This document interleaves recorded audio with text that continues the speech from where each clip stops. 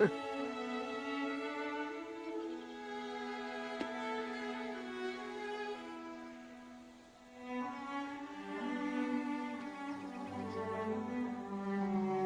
Thomas, as I look back on that day some 30 years ago, when our first crop made it to harvest, I remember thinking how you had your whole life in front of you.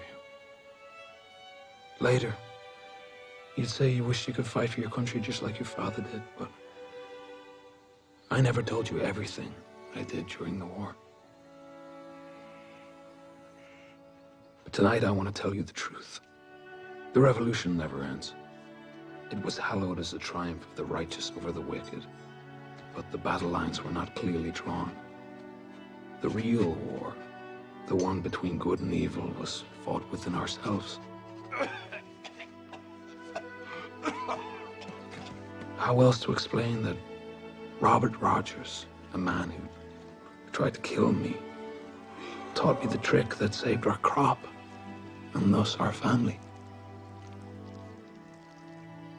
Or that Edmund Hewlett, a man I tried to kill, became a great man of science. He once told me the universe was a cold place where love had no purpose, yet he became an astronomer of renown and married the sister of Sir William Herschel, whose writings on the stars you admire so much. I grappled with these contradictions, though they were far from the most troubling. In Upper Canada, the hated Colonel Simcoe, now Governor Simcoe, abolished slavery in his province. The man who took your grandfather from us, who oppressed so many colonists, gave freedom to generations of others.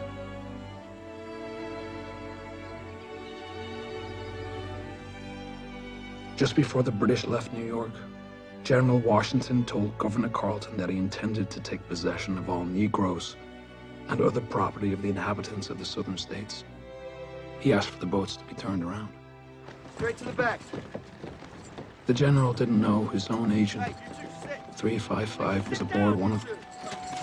Get up! Get in there! All right. We only learned this years later, after our ring received a letter written in code. All right, good move out. And sent from Nova Scotia.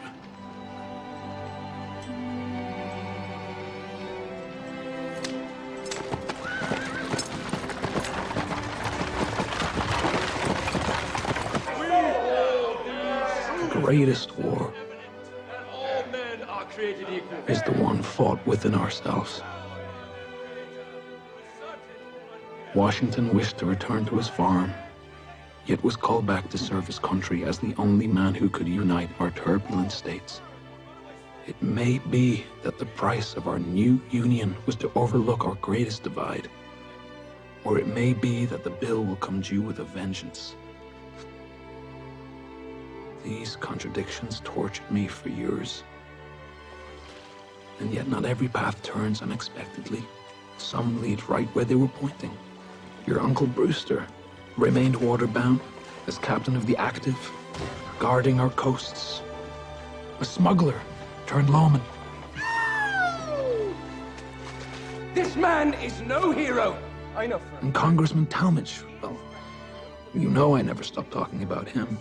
Ben was always the most well-known patriot of our ring, and a true believer in the cause, and yet when Congress sought to reward the men who had captured John Andre, Talmadge rose to denounce them as criminals and scoundrels, claiming that when they removed Andre's boots, it was to search for plunder and not to detect treason. Talmadge broke our vow of silence this one time only to defend his enemy in the war.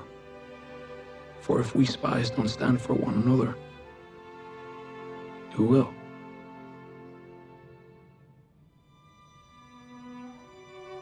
Of course, the British held Andre as a hero and quickly forgot about Benedict Arnold.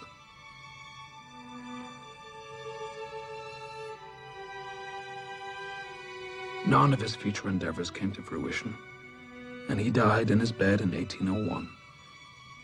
His wife long rumored to be Andre's lover, returned to her family in Philadelphia.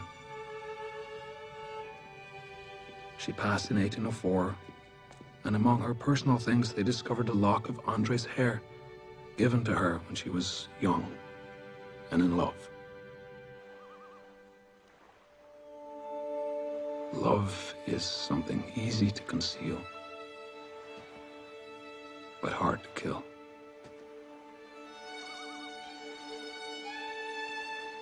Though I love your mother, I also never stopped loving a woman named Anna Strong.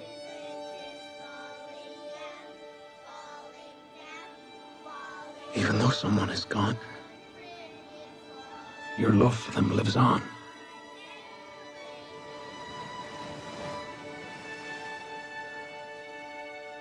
I will always love you. You fell to a British musket at the Battle of Bladensburg, August 24th, 1814. The revolution never ends. You always wanted to fight for your country, just like your father. But I never told you everything I did during the war. Perhaps someday, somehow you'll get this letter.